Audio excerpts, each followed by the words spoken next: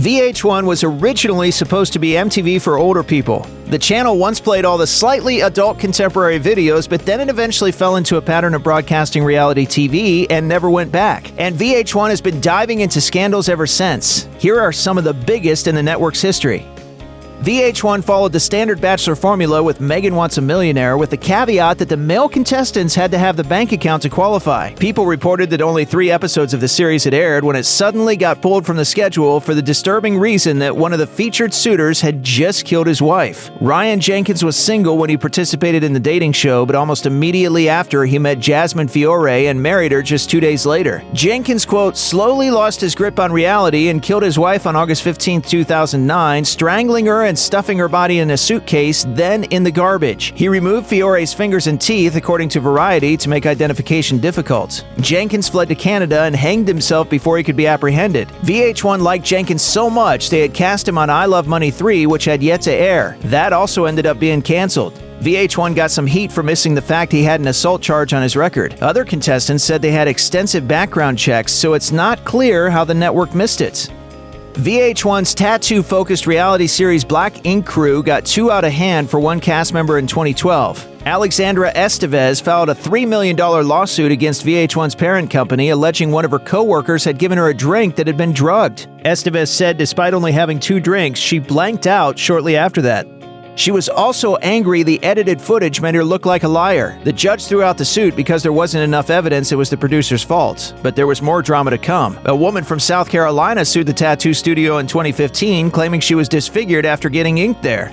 Pussy, it didn't look infected, and it was certainly still sore. The New York Post says while the lawsuit was still ongoing, the store owner was shown on black ink bragging that they'd won. A lawyer tried to claim he'd been talking about a completely different lawsuit. In 2014, young Berg, a star of Love and Hip Hop Hollywood, found himself on the unemployment line after attacking his co-star and girlfriend Masika Tucker, also known as Masika Kalisha, according to the Hollywood Gossip. The couple were at a hotel in Manhattan when Berg grabbed and punched her in front of witnesses. Berg was charged with criminal obstruction of breathing, although eventually a plea deal kept him out of jail. Less than a month after that case was resolved, Berg was hit with a lawsuit claiming he owed almost $100,000 in back child support. It wasn't the only time a Love and Hip Hop star was accused of attacking a castmate. In 2019, NBC News reported Remy Ma from Love and Hip Hop New York allegedly punched her co-star Brittany Taylor in the face while at a benefit concert. Taylor went to the cops the next day with bruising around her right eye. However, Ma swore that by the time the alleged attack took place, she was home nursing her 4-month-old daughter, so she couldn't have had anything to do with it. In another case in 2018, Love and Hip Hop Atlanta star Tommy Lee was visiting her child's middle school when she allegedly bashed the child's head into a metal locker, according to the Atlanta Journal-Constitution. Lee was arrested and ordered to stay away from the child, but didn't, so she got arrested a second time. She found herself facing charges of aggravated assault, child cruelty, battery, aggravated stalking, and disrupting a public school. According to Page 6, she showed up to court at more than twice the legal blood alcohol limit.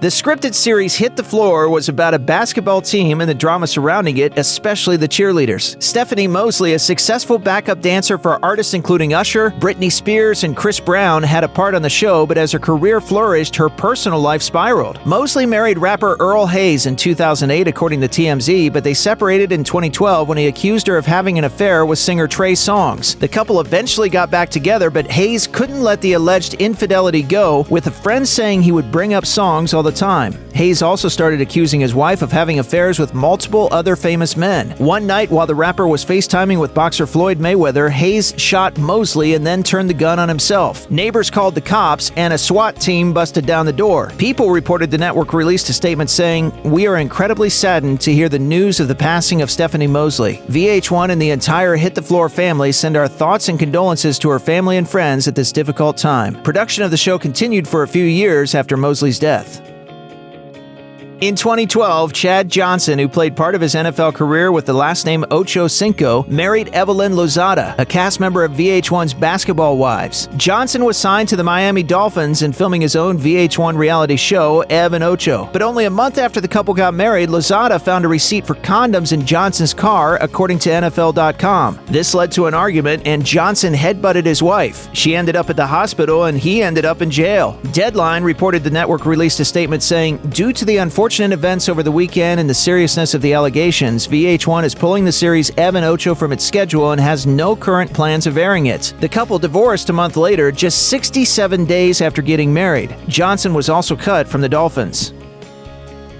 The winner of RuPaul's Drag Race Season 10, Aquaria, co-hosted the live stream of the Season 11 casting special. In the live chat accompanying it, fans were free to express their thoughts, and Aquaria was quick to point out how unacceptable some of them were. According to Digital Spy, in a tweet after the show, she said the chat indicated the fans of the show are extremely racist. In 2018, Billboard reported former contestant Bob the Drag Queen posted a tweet that went viral showing that, as of then, not a single black queen from the show other than RuPaul had 1 million followers on the social network, while lots of the white queens did. Bob added, "It's not the show, it's the fandom."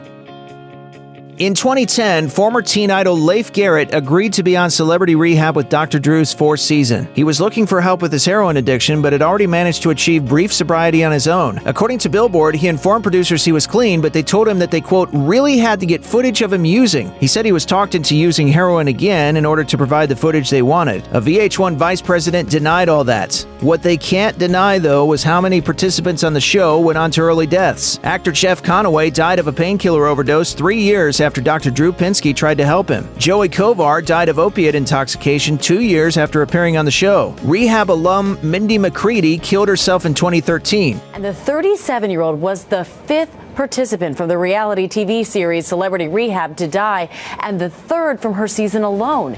Dr. Drew swore all these deaths were not his or the show's fault. Singer Richard Marx compared Drew to Dr. Kevorkian. Some said Celebrity Rehab exploited vulnerable people for entertainment. Dr. Drew was angry about the accusations, but thankfully ended the show that year. If you or anyone you know is having suicidal thoughts, please call the National Suicide Prevention Lifeline at 1-800-273-TALK. That's 1-800-273-8255.